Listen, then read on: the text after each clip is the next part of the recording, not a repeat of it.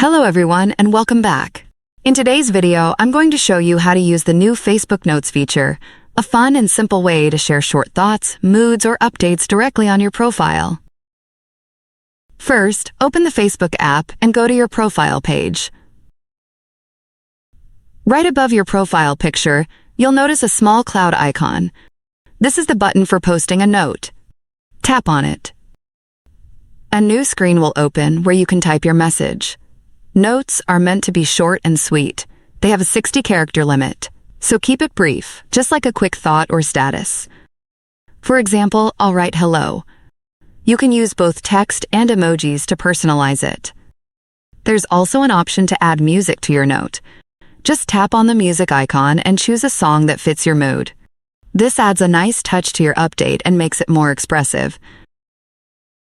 Once you're happy with your note, go ahead and post it.